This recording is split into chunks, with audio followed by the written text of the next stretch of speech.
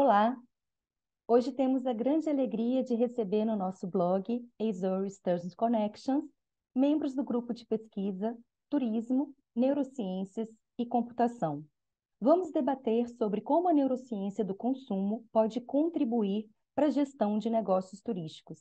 Inicialmente, eu queria agradecer aqui aos membros do grupo que tiveram a disponibilidade de estar com a gente aqui hoje. Vou passar aqui a fala brevemente para cada um se apresentar. E vou comentar que hoje a nossa gravação vai funcionar da seguinte forma. Depois dessa breve apresentação, a gente vai ter uma palestra com a Carla Fraga. Logo na sequência, a gente também vai ter uma pequena palestra com o Patrick Moratori. E depois a gente vai fazer uma sessão de debate ao final. Carla, contigo a palavra. Obrigada. Daniela, gostaria de agradecer, parabenizar pelo blog, por esse canal de comunicação. Eu sou professora do Departamento de Turismo da Universidade Federal de Juiz de Fora, a UFJF, e tenho a oportunidade de estar junto desse grupo que hoje vai conversar um pouquinho sobre esse assunto. Olá, pessoal, bom dia, tudo bem? Queria agradecer, primeiramente, a oportunidade de estar aqui com vocês. É um prazer estar aqui. Meu nome é Patrick, eu sou da Universidade Federal Fluminense, eu trabalho com computação e a ideia é a gente ter esse bate-papo para poder trocar figurinhas. Bom dia a todas e todos. Sou Marcelo Knoop. É também um prazer muito grande estar aqui. Prazer, Daniel, né, te conhecer, poder estar aqui contribuindo. Eu sou professor do Departamento de Turismo da Universidade Federal de Juiz de Fora, e tenho esses interesses de pesquisa, né, neurociências, turismo, redes sociais e marketing, né, na web, e também em análise quantitativa de dados. Boa tarde a todos e todas. Meu nome é Caio, sou professor do Departamento de Turismo da UFJF e minha área de atuação é na área de marketing, gestão e inovação. E trabalho no neuroturismo atualmente nessas áreas, pesquisando os avanços epistemológicos e aplicados. Bom, muito obrigada a todos vocês. Queria passar aqui, então, para Carla Fraga fazer a apresentação inicial. A gente vai conversar um pouquinho sobre uma área mais específica da interface entre turismo, neurociências e computação, que é a parte de neurociência do consumo, e a gente vai buscar insights, né? Hoje, né, a gente vai enfocar a parte de insights para gestão de negócios em turismo. Então, é muito amplo o escopo da interface entre turismo e neurociências, ainda mais no bojo da computação, que é uma decisão que nós tomamos no grupo de pesquisa, né, dessa interface, mas hoje a gente vai concentrar, então, em apresentar um pouco do grupo para vocês, os membros que não puderam estar aqui conosco. A gente vai fazer um passeio breve, mas pela literatura científica, justamente para dar um embasamento ontológico, epistemológico, do que a gente trata nessa interface. Depois a gente vai visualizar uma parte de prototipação, não o experimento em si, né, mas como é que a gente pensa um experimento, e isso vai encaixar muito bem com o meu colega, o Patrick, que vai depois aprofundar essa visão, que é uma visão muito desafiadora para a parte, então, da visão não só teórica, mas aplicada da interface entre neurociência e computação para os problemas do turismo, no nosso caso aqui, gestão de negócios do turismo, e a partir desse recorte que eu disse da neurociência do consumo. Então, o nosso grupo é um grupo bebê, né? Ele foi oficialmente certificado pela UFJF em maio desse ano. Então, você pode conhecer um pouco mais sobre o grupo acessando esse link no diretório de grupos de pesquisa do CNPq, né? Para quem não é do Brasil, então, esse grupo de diretórios, esse diretório reúne todos os grupos de pesquisa que são chancelados, né, certificados pelas instituições, no nosso caso a UFJF, Aqui um pouquinho da equipe, vocês já conheceram o Patrick e o Marcelo, eles estão comigo desde o começo, né, concebendo essa ideia. Então, quando a gente fala em liderança, embora meu nome esteja lá como líder, eu acho que existe uma grande liderança, inclusive de um ponto de vista horizontalizado, né? Acho que todos nós somos líderes aí para levar esse processo do turismo, da neurociência, da computação à frente de maneira conjunta, né? A gente também tem na equipe o Caio, que vocês conheceram. Hoje não pôde estar aqui conosco, mas tem o professor Altair, que é do Departamento de Turismo da UFJF. Tem um grande interesse na parte de bem-estar. Vocês vão ver que a gente pôde aprovar alguns trabalhos no último seminário da Ampitur, que é a Associação Nacional de Pesquisa e Pós-Graduação em Turismo, e tivemos com o Altair, que era justamente sobre as questões do bem-estar a partir da neurociência. O professor Rafael, ele é do Cefet, Petrópolis, e ele também colabora conosco. Rafael é um grande parceiro de pesquisa da área de engenharia de transportes. Nós fizemos mestrado, doutorado lá na engenharia de transportes, então ele soma com isso. E nós, no último evento da Abratur, que é a Academia para a Internacionalização da Pesquisa em Turismo no Brasil, da qual eu e Daniela aqui fazemos parte, e o Rafael também, nós apresentamos um trabalho sobre aeroportos, uma perspectiva de planejamento e gestão a partir da análise de sentimentos. A professora Luciana, ela é do Departamento de Turismo, e ela também tem um grande interesse nessas metodologias de análise de sentimentos. Então, e recentemente a professora Miriane Frossard, que também é do Departamento de Turismo, entrou para o grupo e a gente tem pesquisado a parte mais de marketing, neurociência do consumo, a parte de neuromarketing, que a Miriane tem mais interesse. Bom, a gente tem um envolvimento grande do corpo docente com a temática, que o Matheus ele está fazendo o projeto de TCC dele observando uma metodologia específica, que é a questão do GSR, que é a resposta galvânica da pele.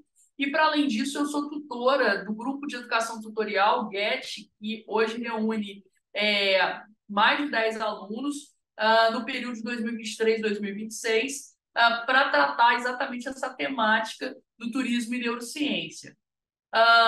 Como eu comentei, a gente na Abratur apresentou um trabalho, foi selecionado um dos nossos trabalhos, na Ampitur 5 dos nossos trabalhos, 2 foi para Fast Track, o que num espaço curto de tempo, já que começamos aí oficialmente em maio de 2023, é um saldo muito positivo para o grupo.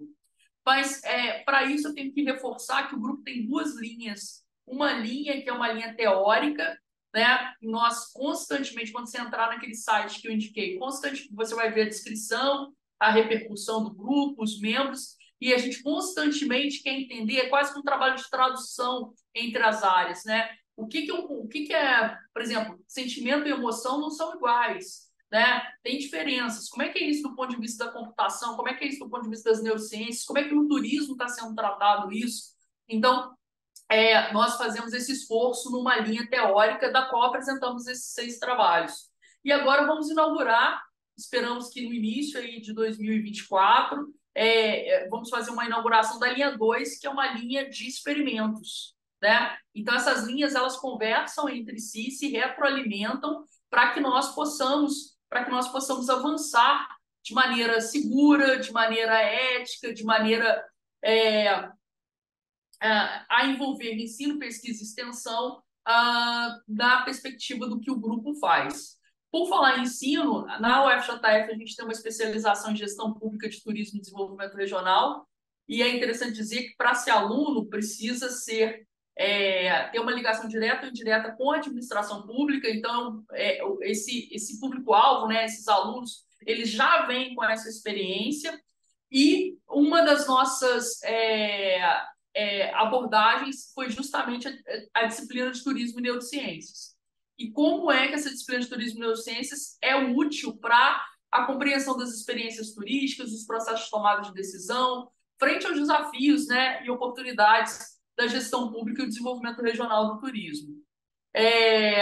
Agora, iniciando um passeio breve pela literatura para colocar todo mundo na mesma página da neurociência do consumo, é importante a gente pensar que, embora não esteja aí no slide, que as neurociências têm dimensões de análises. Então, você tem análises desde celulares, moleculares, sistêmicas, mas também você tem dimensão cognitivo-comportamental. Essas dimensões cognitivas e comportamentais que são chaves, num primeiro momento, para a gente discutir a neurociência e o turismo, e a neurociência na perspectiva do consumo.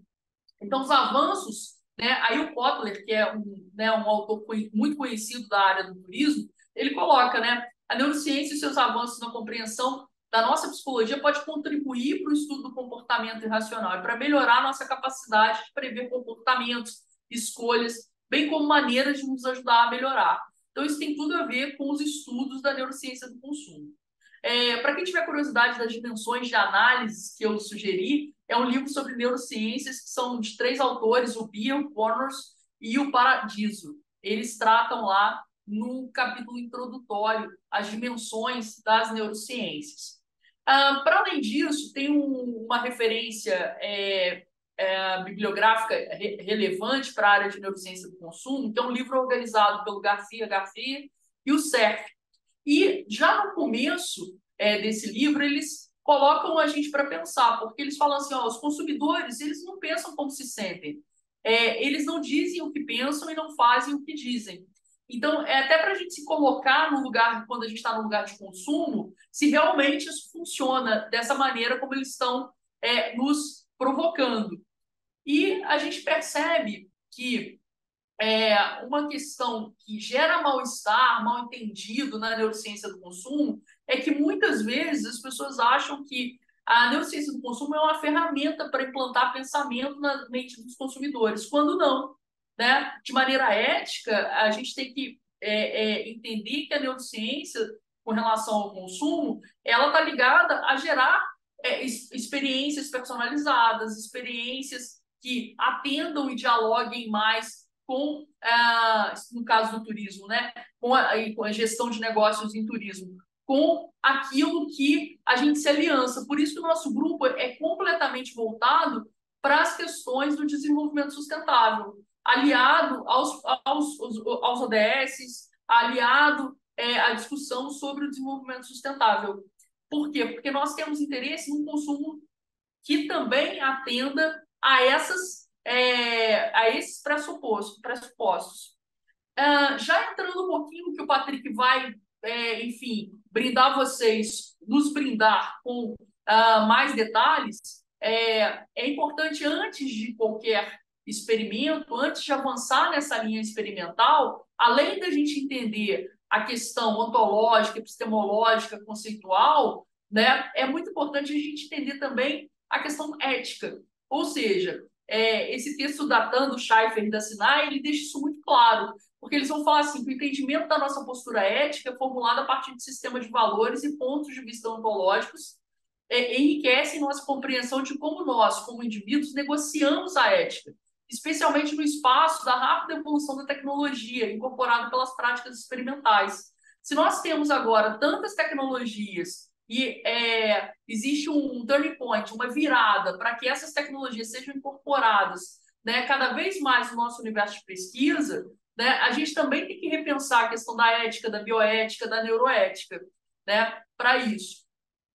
Dizendo isso, e entrando mais em diálogo com o que o Patrick vai apresentar, e depois que a gente vai ter a oportunidade de conversar com o Knop e com o Cairo, a gente tem que ter uma reflexão sobre essas tecnologias, uma necessidade, do ponto de vista estatístico, da triangulação dos dados, né? Porque o dado isolado sozinho, ele muitas vezes não traz o insight, né? E por que a gente está falando de insight? Porque é justamente isso. Podemos fazer a pesquisa sem as ferramentas neurocientíficas, sem a computação. Podemos, mas quando as colocamos esses instrumentos, essas ferramentas, essas métricas, a gente tem que ser muito cuidadoso para não fazer correlações que não são fidedignas, não são verdadeiras.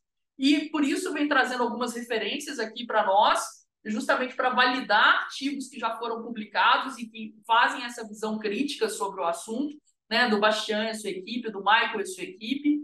E aqui trazer para vocês o que nós, lá no nosso grupo de pesquisa certificado pela UFJF, temos hoje em Verdinha, o que temos hoje, estamos trabalhando, não só do ponto de vista do conceito, do entendimento, né, das teorias e metodologias associadas, porque a EG é um mundo de metodologias, né? E aí, assim, não só isso, mas também como é que a gente aplica isso de uma maneira responsável, de uma maneira a dialogar com o sentido do próprio grupo, como eu disse. Então, a gente tem um eletrocefalograma portátil, a gente tem frequência cardíaca portátil, a gente tem um software que é gratuito de eye tracking fixo, a gente também tem de mouse tracking, que é traquear o caminho do mouse, né? Dependendo do tipo de experimento que você tem. Codificação facial, nós ainda não temos, GSR a gente ainda não tem, teste de associação implícita também não. Mas esses que a gente não tem são os nossos próximos passos. É onde a gente está caminhando para ter. Agora, o Patrick vai dizer, mas existem duas formas de se ter isso. Uma, às vezes, é a gente pagando muito caro para ter isso, e de outra forma é a gente buscar os open sources e a gente buscar os esforços na parte de desenvolvimento. E por isso a parte, então, que o Knop e o Patrick fazem nesse esforço de trabalhar com open source, trabalhar com ferramentas livres, nos ajuda muito a caminhar nessa direção. A importância do cruzamento dos dados, né, com entrevistas, questionários, e a gente saber fazer isso, então como fazer isso nos experimentos, porque assim, o eye tracking, a gente vai ter lá um mapa de calor de para onde a pessoa estava olhando, as sacadas, os movimentos oculares, mas será que bate ou não bate com aquilo que ela disse? E em que medida isso bate, né? Então, por isso é importante a gente ter essas ferramentas, essas técnicas, esses métodos investigados do ponto de vista teórico-metodológico também. Um desafio, e aí eu vou passar brevemente por aqui, porque aí o Patrick vai explorar mais isso, é a questão, os experimentos eles podem ser feitos em laboratórios ou ecológicos. Quando a gente diz ecológico, é quando o experimento ele é feito, por exemplo, estou visitando uma atração turística, né? Diferente de eu estar assistindo um vídeo num laboratório, né? Então, quanto mais no laboratório, menos ruído, a tendência é menos ruído. Quanto mais ecológico, a tendência é mais ruídos. E ruídos quer dizer o quê? Dados perdidos, por exemplo, quer dizer, de repente, um barulho que foi feito, ou uma expressão, um elemento fora daquilo que foi projetado para o experimento. Então, esse é um desafio quando a gente usa métodos neurocientíficos. Aqui a gente vai dar um exemplo para vocês de prototipação em laboratório. A gente não fez isso enquanto pesquisa, a gente fez enquanto protótipo para entender o funcionamento e a calibragem dos equipamentos. Então, é importante salvar isso, porque todo experimento, para ser feito, tem que passar por um comitê de ética, ele tem que ser submetido, aprovado, para que ele seja feito. Então, aqui é uma prototipação para a gente entender assim, os equipamentos que nós temos em mãos, eles funcionam de que forma? Aqui a gente, então, nesse protótipo, a gente pegou, até a gente se balizou assim, muito no modelo do turismo que vocês conhecem, que é o modelo do Drive, que os problemas do turismo podem vir tanto da parte comercial quanto da parte não comercial. Então, a gente tem ali as teorias e a gente né, e as práticas, ou seja, o problema ele pode vir de vários lugares, né? E a gente tinha, assim, a gente queria testar o EEG portátil e o mouse tracking que a gente tinha à mão.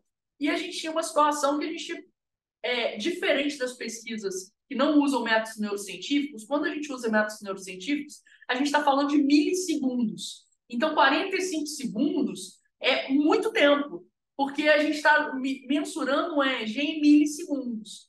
E aí, aquilo que eu disse, você não fica só com o dado neurocientífico, você fica também com o autodeclarado. Você tem que projetar esse experimento dessa maneira, frente a uma teoria, frente ao seu problema, para que, de fato, essas técnicas não sejam fetichizadas. Usar o eye tracking pelo eye tracking, usar o EEG pelo EEG, né? Mas que a gente realmente esteja comprometido em utilizar para agregar algum tipo de valor ao avanço da pesquisa em turismo. E aqui é um exemplo, assim, a gente pegou as atrações turísticas de Juiz de Fora, que é a cidade na qual o FJF está, então a gente pegou isso no portal da prefeitura, e aí a gente pensou o seguinte: se você observar durante 45 minutos a tela, dando clique nas imagens que reconhece e memorize algumas delas. Quando a gente pensa isso, né, e a gente testou isso com nós mesmos, né, no caso, o teste foi feito, né, comigo, aparece o quê? Esse resultado. Esse resultado significa assim, um mapa de calor de onde é que o mouse permaneceu mais tempo. Aqui já é o ponto que foi clicado. É diferente, tá vendo? Aqui olha, eu tinha um comando lá no experimento, né? Não no experimento, no protótipo, né? Para a gente testar a ferramenta. E aí a gente tem um mapa de calor e aí aqui a gente tem os pontos. Mas depois, quando a gente pergunta, né? Pergunta o quê? Pergunta isso aqui, ó.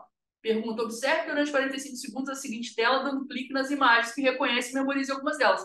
Quais você reconheceu, quais você memorizou, né? Aí a gente tem uma resposta, que é uma resposta que é diferente da resposta do que foi clicado. O que demonstra esses insights que podem vir para a gestão de negócios no turismo, né? E aí a gente se pergunta, será que essa fixação na literatura diz que é um processo inconsciente? O clique, na literatura diz que é um processo subconsciente. O autodeclarado, a gente sabe que é um processo consciente. A gente também foi fazer uma parceria com um grupo de pesquisa no curso de psicologia da UFJF para discutir mais a fundo esses conceitos, né? Então, por isso ali as interrogações, porque nós estamos investigando isso também, para não ficar só balizado pelo que uma determinada literatura diz. E aí, só dizendo para vocês, a gente percebe, por exemplo, ó, a parte de fixação, que é a questão do tempo que se passa, né? É diferente as atrações, as figuras das quais passaram, da onde se clica e do que se lembra. O Museu Mariano Procópio não se passou por ele, não se clicou nele, mas ele está lá declarado na memória. Isso é interessante, né? Então tem um insight interessante aí, relevante, para avanços do conhecimento. Somado a isso, a gente também tinha esse eletroencefalograma portátil, e nós captamos as ondas, enquanto as ondas são 5 ondas, né? Delta, teta, alfa, beta, gama. Existem inúmeras metodologias, a gente tem se aprofundado nas metodologias de EEG, por exemplo. Por exemplo, existe uma que é evento de potencial evocado. Então, como é que a gente trabalha os ERPs? Tem outra que é comprimento de onda. Não é só assim, a onda delta significa isso, a onda teta significa aquilo. A gente não trabalha só com isso. E aí vem o esforço tecnológico e estatístico para que a gente possa alcançar essas respostas. Mas aqui, num primeiro momento, para entender o uso do aparelho, a gente percebe, um dado até interessante, um dado bruto e absoluto das ondas, que existe aí uma permanência da onda beta. Se a gente fosse, a grosso modo, pensar a onda beta, né, a questão da tensão, faz sentido, tem um sentido aí nisso. Mas a ideia desse grupo é a gente aprofundar essas técnicas para que a gente possa, por exemplo, será que esse pico aqui significa, por exemplo, um ERP P300 que sugere, por exemplo, uma memória associada àquele Museu Mariano Procópio? Né? A gente não pode afirmar isso agora, porque o nosso objetivo aqui era só testar os aparelhos. Mas essas são questões de pesquisa que são questões que valem tanto para o universo teórico quanto para o universo prático. E para que serve tudo isso? Vamos supor, nessa ideia aqui, a gente pode pensar em gestão de imagens e destinos turísticos e memória. Então, por exemplo, o caso das atrações turísticas de Juiz de Fora, a gente vai ter um outro avanço teórico sobre isso, né? A partir do uso dessas ferramentas, outros avanços metodológicos, e a gente pode gerar até produtos do tipo um guia emocional de Juiz de Fora, né? A gente pode desenhar produtos e soluções diferentes. Então, por fim, já encerrando a minha fala, os estudos científicos, as pesquisas de mercado, a gente não pode esquecer. Tudo isso é muito importante, mas a gente tem que ter uma condução balizada na ética, na bioética, na neuroética, para que isso, de fato, avance no conhecimento para a sociedade. aqui os nossos contatos, né, que eu já deixei preparadinhos, eventualmente, né, se quiserem entrar em contato com um de nós e com um grupo de pesquisa, e agradeço pela oportunidade de estar com vocês nesse momento. E acredito que meu colega Patrick vai complementar e depois a gente vai partir para um debate. Carla, muito obrigada pela sua palestra, foi excelente. E eu fico assim muito contente de ver um grupo tão novo, né? Criado oficialmente em maio desse ano e já com tanta produção e com uma equipe tão empenhada, dedicada e capaz também, né? E eu acho muito interessante que vocês pegam aqui diversas, né, áreas de formação, competências complementares, né, que são essenciais para que esse grupo caminhe. Antes de passar para o Patrick, eu vou aqui quebrar o protocolo, porque eu fiquei aqui com duas questões que eu acho que seria interessante a gente já começar aqui um breve debate. Primeiro, que eu acho que seria interessante, né, a Carla esclarecer para quem está assistindo a essa palestra, debate, né? Quais são as diferenças que a gente vê aí entre sentimento e emoção, né? Que eu acho que pode ser uma dúvida que pode surgir em mais pessoas, em mais pesquisadores e também profissionais da área. E também eu queria saber se vocês encontram dificuldades na questão da aprovação ética das pesquisas que vocês desenvolvem.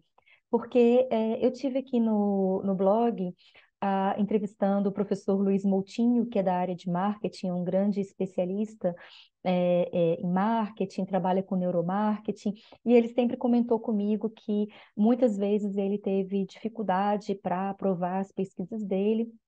Não sei se atualmente o Comitê de Ética está tendo uma visão, né, mais disruptiva sobre esse novo paradigma da neurociência, do neuromarketing, e está, né, tendo uma compreensão mais alargada para a aprovação dessas pesquisas. Então, eu queria escutar a Carla ou qualquer outro membro do grupo que queira responder essas minhas duas questões iniciais.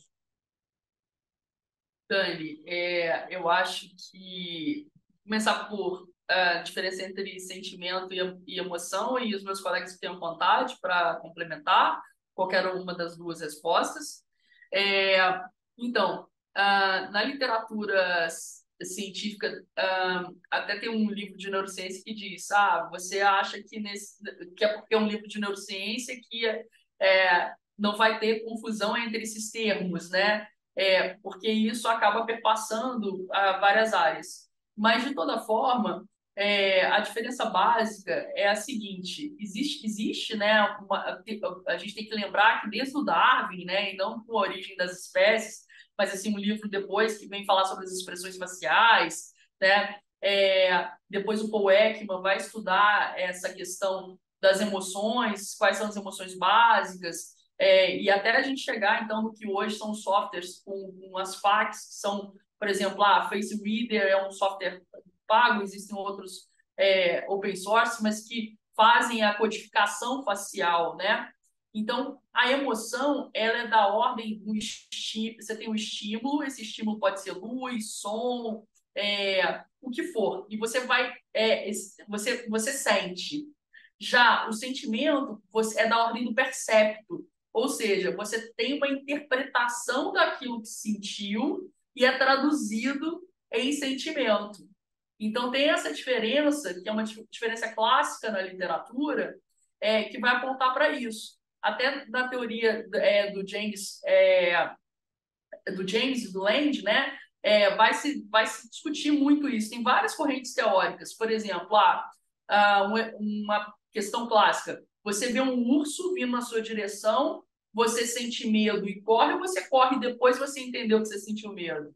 Esse é um exemplo clássico, né? Então, sentimentos e emoções, né, embora caminhem juntos, um é da ordem da sensação, as emoções, e os sentimentos da ordem do percepto, né, dessa interpretação. Isso balizando em algumas teorias que se tem a respeito da temática. Bom, a outra questão que você coloca é com relação ao Comitê de Ética. Como nós estamos projetando inaugurar a linha 2 para 2024, nós ainda vamos te dever essa resposta sobre isso, se a gente vai encontrar, como vai encontrar esses desafios. O que nós cuidamos em 2023? Em convidar um comitê de ética da UFJF para fazer uma palestra. Isso não foi uma iniciativa do grupo de pesquisa, foi uma iniciativa dos cursos, tanto da graduação quanto da pós-graduação do Departamento de Turismo, então, muito na figura do professor Edivaldo, e que coordena tanto, né, a graduação, coordena a especialização, mas nós também tivemos a oportunidade de convidar os membros do grupo para essa palestra.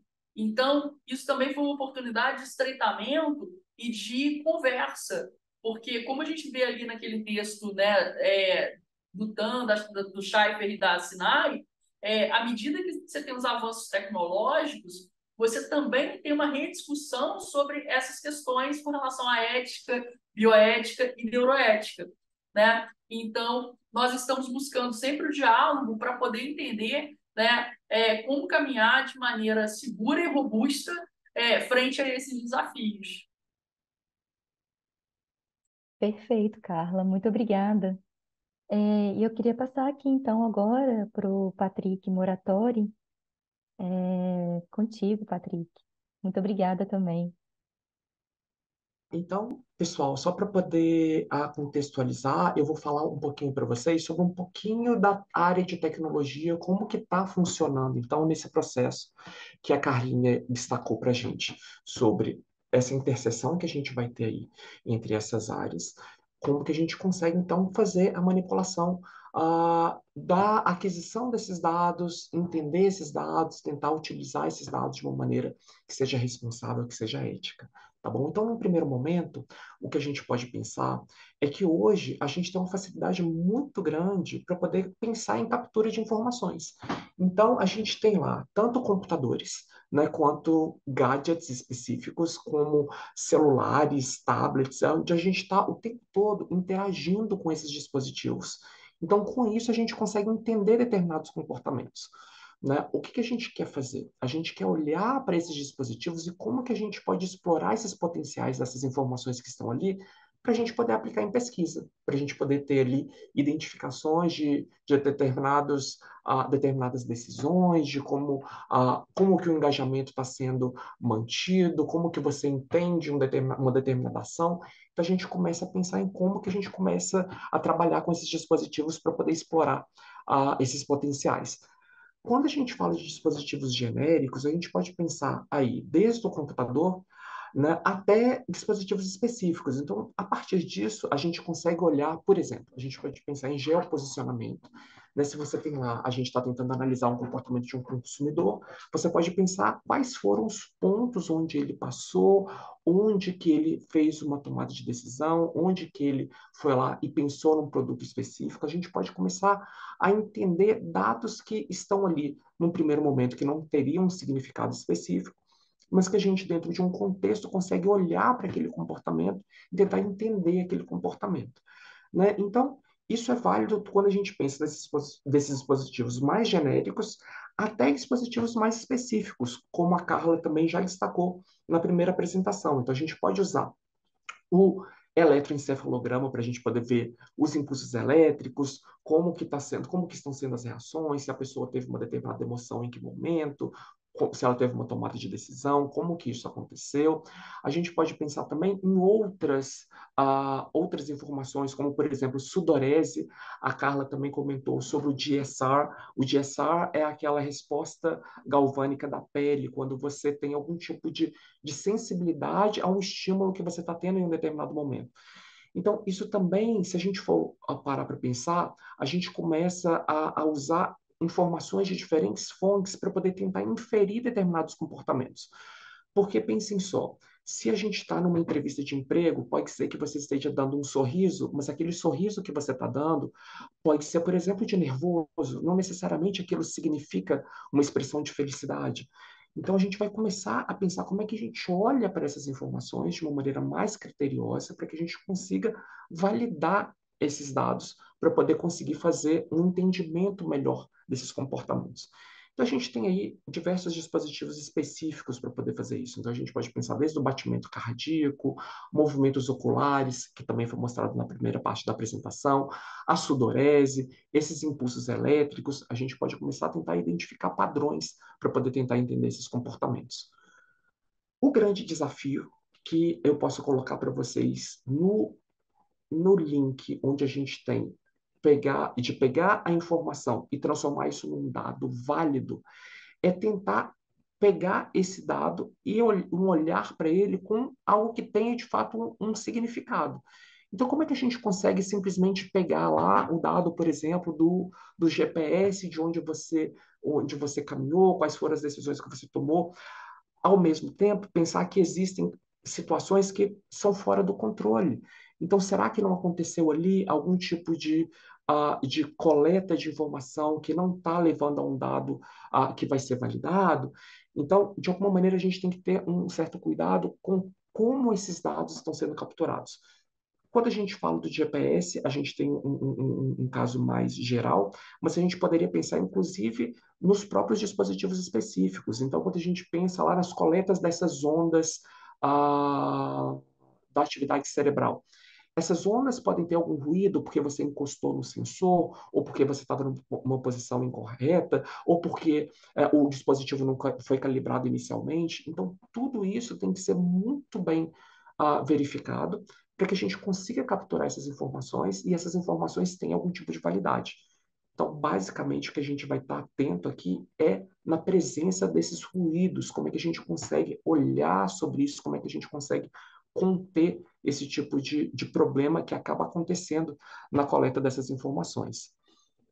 Então, para isso, basicamente, a gente pode pensar em como que a gente faria isso de uma maneira mais controlada. Então, a gente pode pensar, como a Carla colocou no primeiro momento também, que podem ser desde experimentos ou prototipações feitas em laboratório, ou de maneira ecológica, onde você faz de uma maneira mais livre, e pensar nesse equilíbrio do que a gente precisa também para poder tentar fazer com que a gente colete uma informação que seja válida. Então, num primeiro momento, a gente pode pensar aí em uso em ambientes controlados. Então, se a gente faz isso dentro de um laboratório, onde a gente tem um maior controle sobre, desde os impactos ali de som, de eventos externos, acaba que você consegue fazer uma filtragem dessas informações que estão chegando, e aí os dados ficam mais possíveis de serem validados. Além disso, também, o que a gente pode pensar em fazer é um pós-processamento desse dado. Depois desse dado ter sido coletado, a gente também pode pensar em como que eu filtro esses dados, como é que eu olho para esses dados, entendendo esses eventos externos que aconteceram. Por exemplo, encostou num sensor, ou aconteceu uma situação extraordinária. Então, tudo isso pode ser considerado também. O que a gente tem visto na literatura que tem funcionado é a gente pensar no cruzamento desses dados. Então, ao invés da gente pensar que a gente vai coletar um único dado e que esse dado vai ter qualidade, o que a gente pode fazer é a gente coleta vários dados e tenta fazer o cruzamento de todos eles para poder entender determinados comportamentos. Então, por exemplo, a gente poderia pensar lá em dados involuntários, que são, por exemplo, dados fisiológicos, né, o batimento cardíaco, a sudorese, né, expressões faciais, combinadas com esses dados que são autorrelatados por questionário, por exemplo. Então, como é que a gente consegue ver se aquilo de fato que está sendo capturado está sendo algo que está sendo reportado? Ou até mesmo os dados que estão sendo capturados entre diferentes dispositivos, se um também está refletindo o mesmo comportamento no outro. Então, com esse tipo de triangularização, a gente consegue ter alguma perspectiva melhor para poder olhar para esses dados com um pouco mais de critério. Então, a ideia geral é que a gente quer tentar fazer um entendimento desses comportamentos para poder impactar nessas experiências aí de uma maneira que a gente possa trazer experiências que sejam mais satisfatórias. Com isso também, a gente consegue fazer mapeamentos e criar modelos que podem indicar ou sugerir condições futuras. Então, uma vez que a gente tem determinados comportamentos e a gente conseguiu levantar determinados dados, a gente consegue modelar sistemas ou auxílios em tomada de decisão, em que isso pode ser feito para poder auxiliar, baseado em dados históricos, como é que a gente consegue fazer uma previsão do que está por vir. Com tudo isso, a gente tem que estar muito atento em como que esses dados são capturados, porque a questão ética ela é muito importante quando a gente faz o desenvolvimento de pesquisa.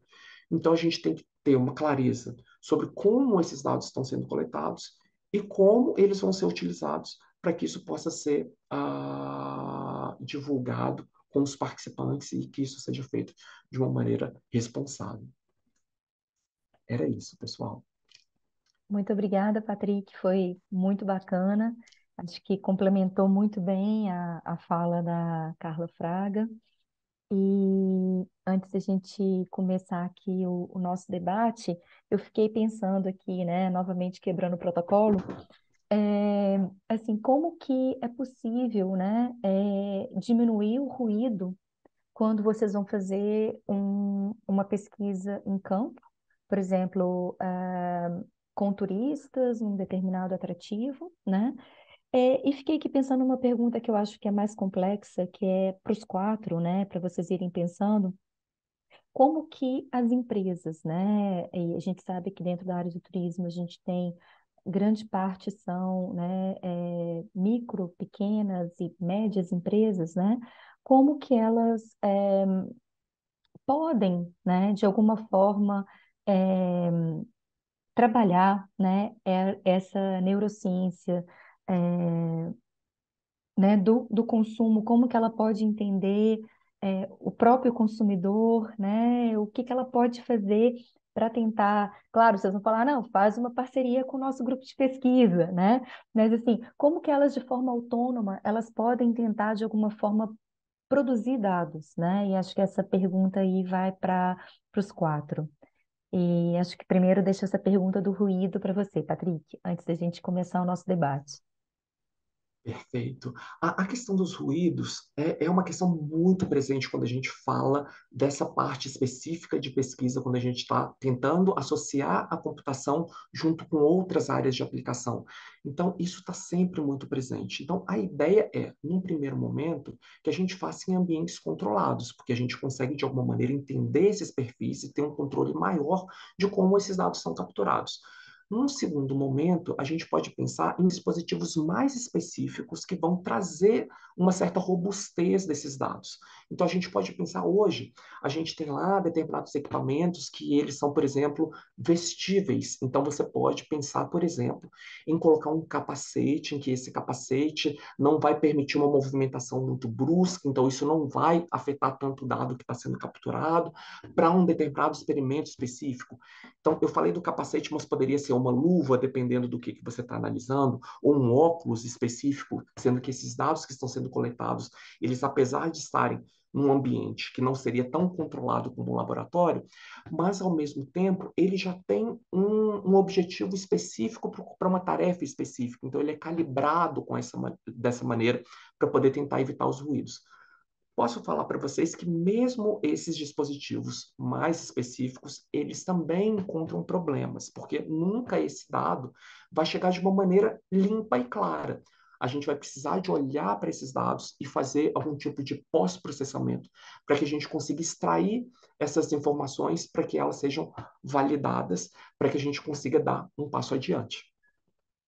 Dani, mas quebrando o protocolo, atendendo também a sua outra questão de como empresas, microempresas, pequenas empresas, podem trazer isso para o cotidiano delas, além das parcerias, né, com grupo de pesquisa ou parcerias com universidades, que é muito plausível e possível. Nós também temos um esforço assim, de nos aproximarmos.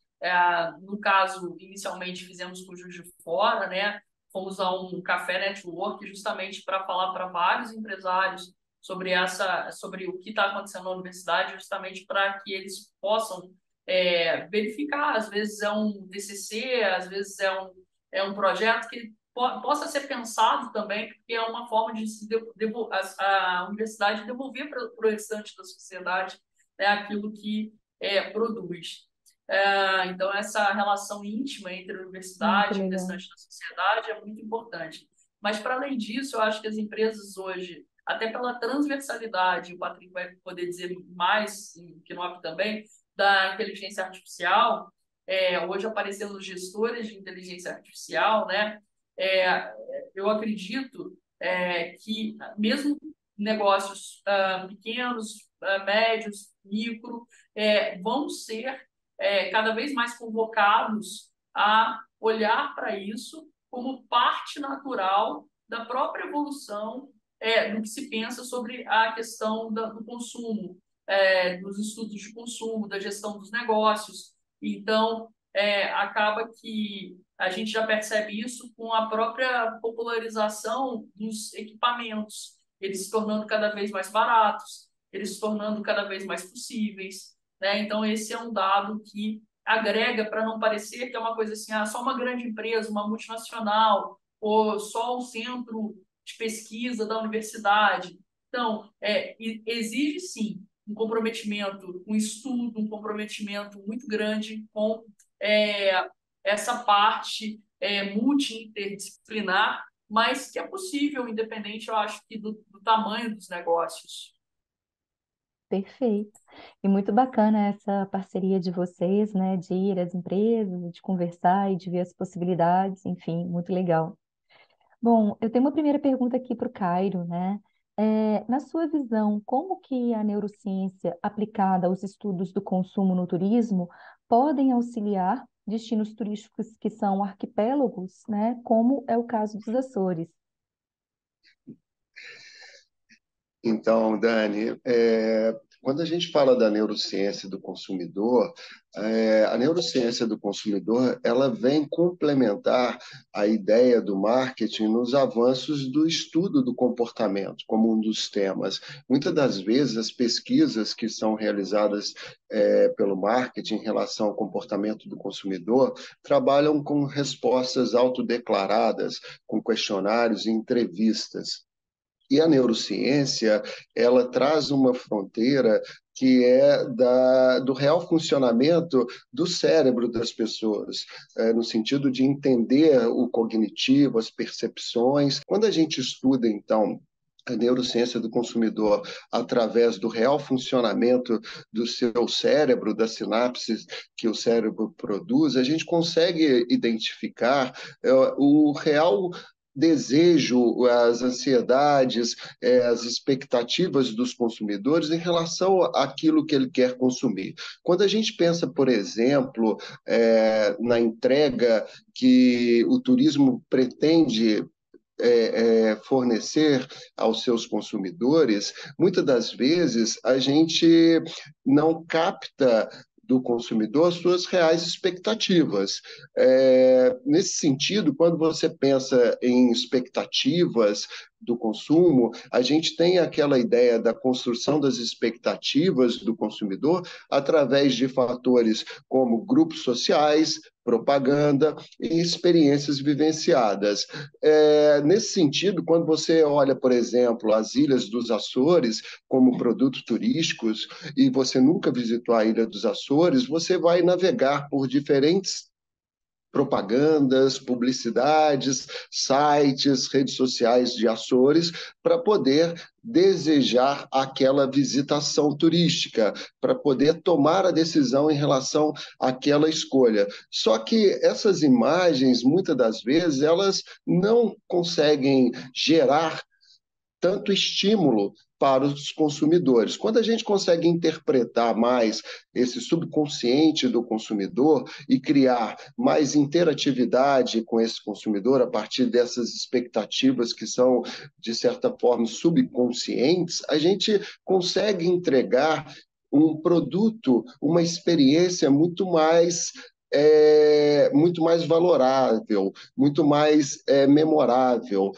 A gente tem até, a partir de Kotler, quando ele discute o marketing 4.0, do tradicional para o digital, um termo que chama-se efeito wall. O que é o efeito wall? Efeito wall é quando, a partir de um estímulo e a partir da percepção do consumo, você tem uma experiência muito mais surpreendente, muito mais contagiante do que aquela fornecida por aqueles estímulos publicitários ou dos grupos de referências. Então, o efeito wall ele pode ser criado por qualquer instituição, por qualquer organização? A resposta é que sim. Você não precisa o tempo todo trabalhar com essas respostas que muitas das vezes são realizadas pelas pesquisas tradicionais do marketing. Quando a gente consegue captar essas reais sensações ou, vamos colocar assim, expectativas do subconsciente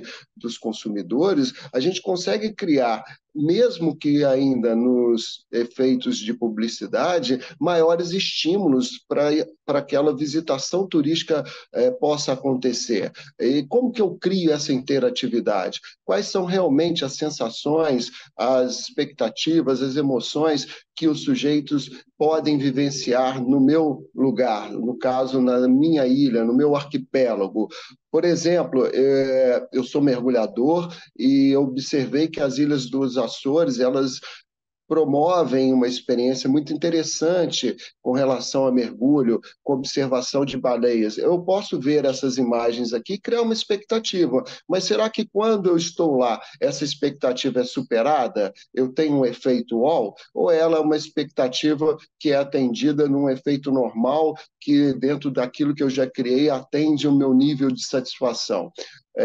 A neurociência, então, ela contribui para que a gente possa desenvolver e criar possibilidades de efeito wall no tratamento do nosso produto turístico, criando estímulos muito mais fortes que estão ligados a essas sensações mais subconscientes dos consumidores, no sentido de você desenvolver estratégias e planos e produtos que possam alcançar essa expectativa do efeito wall.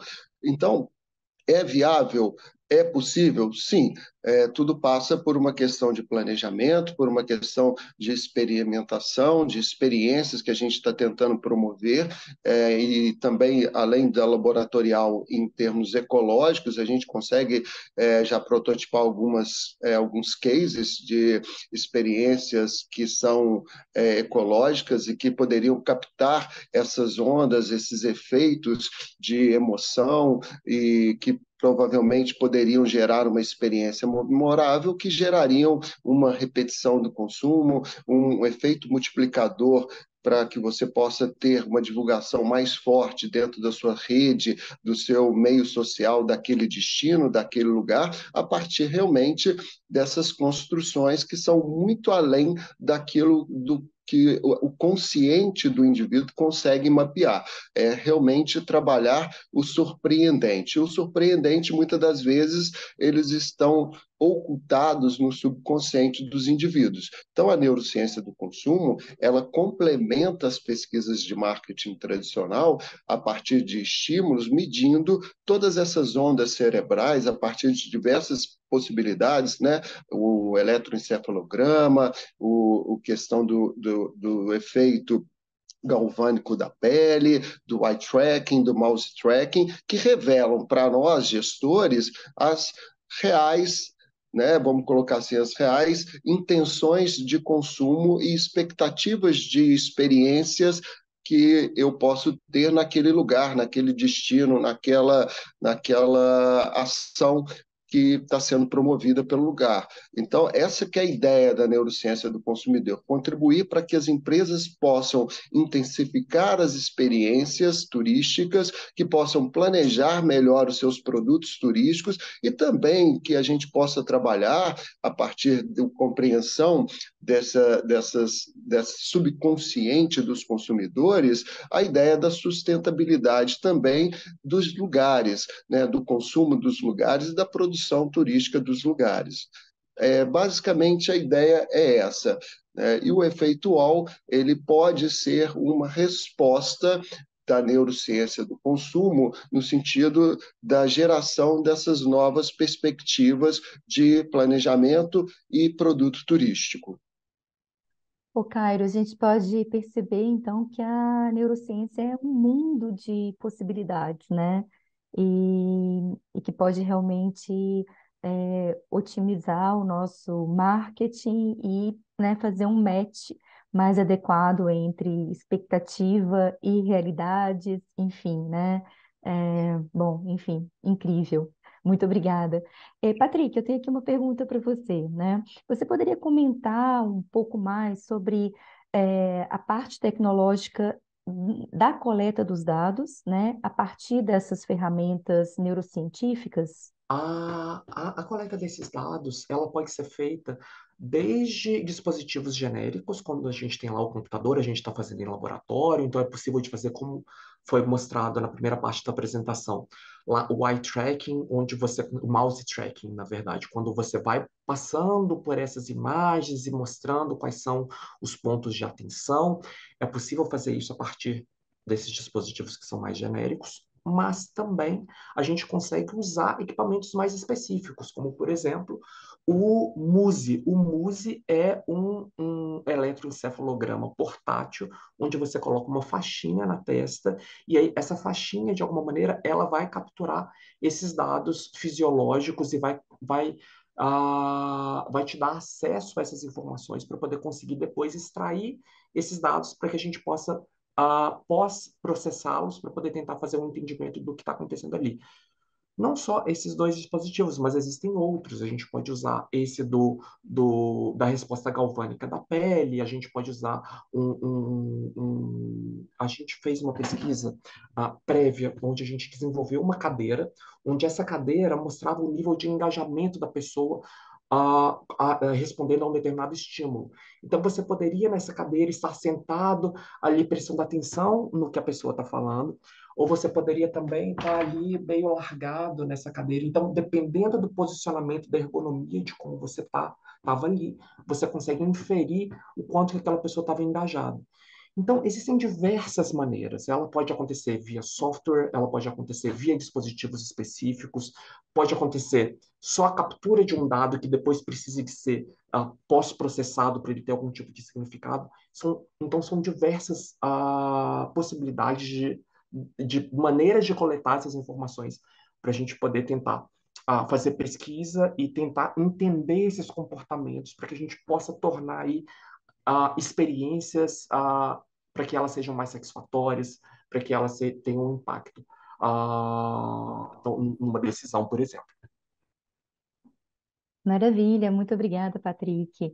Marcelo Knop, te deixei mais quietinho aí, mas também agora eu vou fazer uma pergunta daquelas. Bom, brincadeiras à parte, a gente vê que a estatística ela parece ser um desafio relevante, né? E poderia explicar o que chamam de triangulação de dados e citar alguns exemplos de análises estatísticas que podem ser feitas? Bom, Daniela, são muitos desafios, né? São muitos desafios, como o Patrick bem colocou, como o Carla bem colocou e como o Caio bem colocou, né? Primeiro, é a questão de triangulação de metas, né? A gente para para pensar há pouco tempo, né? Ou até nos dias atuais, quando a gente fala em triangulação de metas, a gente logo pensa em pesquisa qualitativa e quantitativa junto, né? Ou seja, vamos adotar uma entrevista de profundidade. A partir dessa entrevista de profundidade, a gente vai pegar umas categorias para desenvolver um questionário estruturado com uma pesquisa quantitativa maior. Ou vamos fazer um grupo de foco, né? Isso é muito usado, por exemplo, em pesquisa em supermercado. Os principais clientes, a partir desse grupo de foco também, nós vamos tirar informações necessárias, ou para construir um questionário estruturado, ou para validar conjuntamente, como bem o Patrick falou, né? E isso já é um desafio. Assim, primeiro, por causa, igual o Patrick colocou, das questões tecnológicas. Eu acho que isso é que me aproximou de Carla, que me aproximou de Patrick, nós gostamos muito disso, né? Que eu fico falando com Carla, né, diariamente, nosso desafio de trazer as tecnologias, principalmente as open source, para dentro do curso de turismo. É extremamente importante. Então, esse é o primeiro passo, né? Porque hoje existem diversas ferramentas computacionais pagas e livres para você fazer, para te ajudar a fazer uma análise qualitativa, né? Então, é o primeiro desafio, antes da triangulação, que é trabalhar com as duas metodologias juntas, é você aprender a usar esses equipamentos. Como, por exemplo, eu conheci a Carla, eu aprendi a usar um software que chama Iramutec, que é um software de análise qualitativa, que é ligado ao R, que é um software de estatística que eu já usava, já conhecia, mas não conhecia esse software. Então, assim, o principal desafio é trazer isso para o nosso cotidiano, né? Então, a partir disso, a gente tentar trabalhar com qualitativo e quantitativo. Aí um outro desafio, trazer a possibilidade de análise quantitativa para dentro das ciências sociais e das ciências humanas. Né? Que é mais um passo, né? Tanto lá no nosso curso, por exemplo, eu criei uma disciplina, que é uma método de estatísticas computacionais, para a gente aprender, a partir dos softwares existentes, a criar uma pesquisa quantitativa, entendendo das escalas. Não é fazer uma pergunta qualquer com um monte de alternativa, sem saber qual escala que é, que tipo de informação aquela escala coleta, e depois, como colocar esses dados dentro do software e analisar, né? Que é o outro desafio. Então, assim, se a gente fosse pensar, se nós fôssemos pensar em só pesquisa qualitativa e quantitativa, já é um grande desafio. Só que nessa triangulação, que é a proposta do nosso grupo é quali, quanti e o paradigma neurocientífico, que vem com outro desafio, baseado principalmente naquilo que o Patrick falou. Primeiro, aprender a usar os equipamentos. Aprender a usar é o que ele usa o termo técnico de calibrar. Como calibrar esses equipamentos para coletar as informações corretas. Depois de coletar esses equipamentos, como fazer o software e entender esses dados. Eu recentemente tenho feito alguns testes com a Carla, né? Que ela coletou uma faixinha com ela mesmo, né? Não é nenhum experimento nosso ainda. Como ela bem colocou, nós temos que passar pelo comitê de ética. Mas eu teve software, por exemplo, que não conseguiu ler. O dado vinha uma característica de dado como string. E os dados coletados, eles não são string, eles são dados contínuos. Então, no software que eu tentei utilizar, ele não reconheceu os dados como deveria reconhecer. Aí eu peguei um outro software, tentei, importei os dados, aí sim esse software conseguiu entender os dados como eles deveriam ser, ou dados inteiros, ou dados que ele chama de float, o padrão que poder estar, que é ponto flutuante dentro da computação. Então, a partir disso, desse entendimento do software, que você pode tomar o próximo passo, que é começar a fazer as análises. Que aí eu começo com a segunda parte da resposta, ou seja, as análises, o ponto principal é compreender os dados primeiro. Ou seja, que tipo de dado que eu tenho, estou falando agora de análise quantitativa, que a partir de eu compreender em qual escala que esse dado está, eu poder propor determinadas análises. Porque estatística tem muito isso, ou seja, o dado tem que estar nessa escala. Como, por exemplo, os dados coletados pela faixinha, pelo RG, são dados contínuos, quantitativos contínuos, numa escala que é chamada escala razão. Então, a partir dos dados que estão nessa escala razão, que são contínuos, nós podemos trabalhar com determinadas estatísticas. Seja elas univariadas, que é trabalhando com uma de cada vez, seja elas bivariadas, trabalhando com duas de cada vez. Por exemplo, será que tem diferenças aí de ondas cerebrais entre quem se declarou do gênero feminino e do gênero masculino? De pessoas mais jovens com pessoas mais velhas? E, futuramente, as análises multivariáveis, que aí você trabalhar com várias variáveis na mesma escala ao mesmo tempo, tentando apresentar correlações mais estatisticamente significativas. Então, assim, são muitos passos, mas existem muitas possibilidades, mas os desafios são muito grandes. Muito obrigada. A gente vê que o neuroturismo é um novo paradigma para se tratar o turismo. Em alguns casos, os autores acreditam já ser uma nova subdisciplina, né? E eu tenho aqui uma pergunta para Carla, né? Quais são os próximos passos do grupo em direção à internacionalização da pesquisa por essa vertente? Então, Dani, é um trabalho importante e esse ponto que você coloca, né? Tem alguns grupos de pesquisadores que acham que é neurociência aplicada ao turismo, outros acham que é neuroturismo já. uns consideram como um novo paradigma, outros já consideram, é uma subdisciplina, com essa relação de teoria e métodos próprios para se tratar, né, essa interface. Nós não nos fechamos a uma coisa ou outra. Na nossa linha 1 de pesquisa, a gente está investigando cada vez mais, não só isso, mas também construtos como a emoção e sentimento, como a gente discutiu mais cedo, né, a questão das memórias, né, a gente fala muito de experiência turística memorável. A literatura das neurociências vai trazer para a gente vários tipos de memória. Né? Então, como é que esse diálogo, por exemplo, tem memória de curto prazo, memória operacional, memória semântica, memória declarativa. Então, tudo isso nos ajuda também do lado da linha experimental que vamos inaugurar, porque a mensuração de cada coisa vai se relacionar não só com o problema, mas com o conceitual desse problema. Onde é que a gente está amparando ontologicamente o conceitual desse problema? Né? Por isso que eu, no começo, disse, um trabalho de tradução de uma área para outra também, né? Para que a gente consiga fazer essas perguntas norteadoras que, de fato, impliquem em usar os métodos, né? A gente falou ali, o Knopf comentou e detalhou a parte do EEG e das escalas, mas imagina que naquela prototipação a gente coletou mouse tracking. Então, a escala do mouse tracking é outra. E a triangulação é a triangulação do autodeclarado com o mouse tracking que tem uma escala e com a EEG que tem outra escala. Então, para você, de fato, gerar ali o que o Patrick disse, olha, eu não posso só me fiar em um dado, eu tenho que validar um dado através do outro, para, de fato, conseguir, então, uma resposta que traga um insight. Os insights, como o Caio disse, para a parte de gestão, para a parte de planejamento e etc.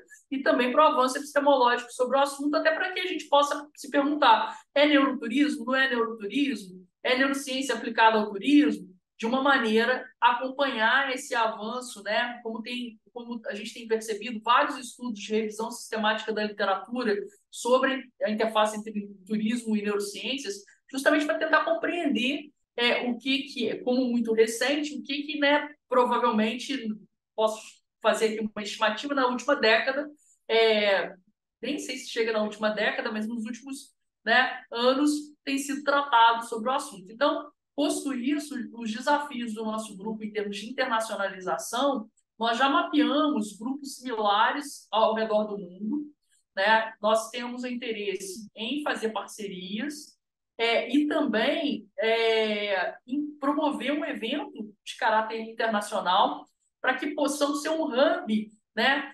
Para começar essas discussões, levando ao espaço. Por exemplo, no Amptour, nós tivemos 5 trabalhos e cada trabalho estava num grupo de trabalho. Será que no futuro próximo não poderia, né, ou na Amptour ou em outros congressos de turismo, né, enfim, tanto Brasil, Portugal ou outros países, a gente ter grupos específicos sobre essa temática, neurociência, turismo, computação, né?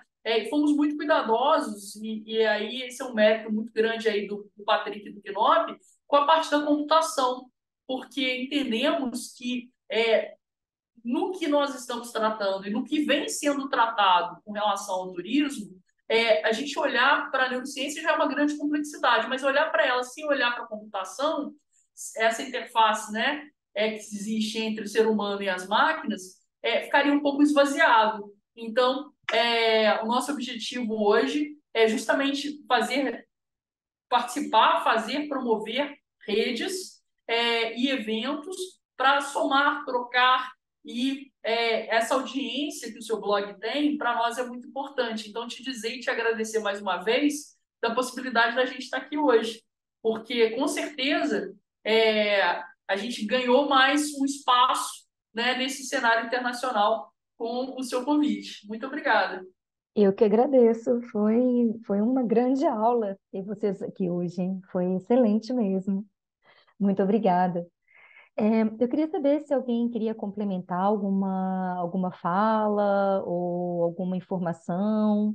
Fiquem à vontade aqui nesse momento. Eu só queria complementar uma coisa que a Carlinha falou rapidamente.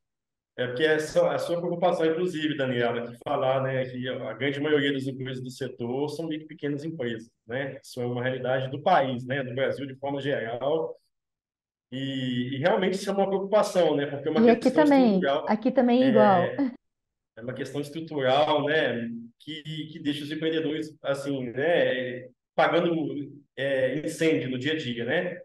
Mas eu acredito, e eu vou dar um exemplo disso rápido, assim, é a questão da como que mesmo as microempresas, mesmo micro, pequenas, médias empresas, elas podem trazer essa característica da inovação para dentro. E pegando um pouquinho o que a Carlinha falou da inteligência artificial, né, que já começa a ser usada, já tem as ferramentas que são livres, algumas pagas, mas não tão caras, né? Então, eu vou dar um exemplo de um estúdio até que é da minha esposa. Minha esposa tem um estúdio de moda e designer. Ela cria coleções, ela cria estampas exclusivas. E recentemente, falo nós, né, porque é dela, mas eu estou junto com ela, nós participamos de um evento do Fashion Week de Nova York, só baseado em inteligência artificial. Foi um evento online, baseado num software que chama Midjourney. Hoje ele já é pago, mas até pouco tempo atrás ele tinha uma parte gratuita e uma parte paga. E esse Mid Journey, a partir de prompts, de informações que você coloca, ele cria imagens. Então nós participamos do chamar AI Fashion Week, que foi em Nova York, que foi online, e nós criamos toda uma Muito legal. coleção online baseada somente em inteligência artificial. Claro que tinha todo o trabalho antes, né? De criar a coleção, de pensar nos modelos, mas a gente utilizou essa ferramenta, todos os participantes deveriam trabalhar com essa ferramenta. E várias coleções foram criadas, foi um evento mundial, né? Assim, foi muito interessante, e a grande maioria que estavam lá são micro e pequenas empresas. Então, assim, há possibilidades também, eu acredito, como a Carla, a curto e médio prazo, com relação a neurociências, com a evolução da ciência, com a evolução dos conceitos, com a evolução dos equipamentos. Né? É como a gente pensar no computador hoje, né? Meu computador primeiro foi da década de 90, né? Ele era em DOS, né, Patrick? MS-DOS, né? E hoje, o que a gente já tem, né, assim, de capacidade de processamento, de capacidade de armazenamento, de software para a gente utilizar. Então, eu acredito nesse caminho também, né? Que é possível a partir do momento, considerando todas as dificuldades dos microempreendimentos, mas de ter essa abertura, né, da empresa se possibilitar, como nós estamos abertos para inovação, seja ela qual for, seja um software novo, seja ele pago, seja ele gratuito, uma tecnologia nova, um processo de gestão novo. Porque nós estamos abertos, mesmo com todas as dificuldades, mesmo com poucos funcionários, todos os problemas, pouco capital de giro, pouco funcionário, despesa muito alta, mas nós estamos abertos às tecnologias. Né? Tanto que nós conseguimos participar, nós ficamos muito bem colocados, né? Então, assim, deu certo. O que que demandou? Demandou iniciativa da empresa, estudo, iniciativa da empresa. E é isso. Perfeito, Marcelo. Obrigada por compartilhar também essa experiência aqui com a gente. Dani, só para deixar aqui para o pessoal, a gente tem um Instagram, então quem quiser seguir a gente no Instagram é @gpt_NC. São as iniciais aí de Grupo de Pesquisa em Turismo, Neurociência e Computação. Então, @gpt_NC. Maravilha, obrigada, Carla. Eu já estou seguindo vocês e eu acredito que todo mundo que assistiu aqui hoje vai ter um grande interesse de seguir aí os avanços e as pesquisas que vocês vão vir a desenvolver. Eu queria mais uma vez agradecer aqui a Carla Fraga, o Patrick Moratori, o Marcelo Knop e o Cairo Ribeiro. Muitíssimo obrigada, por terem aceito esse convite. E estou muito contente e acho que realmente foi uma bela aula, né? Eu aprendi muitíssimo com vocês. Muito obrigada.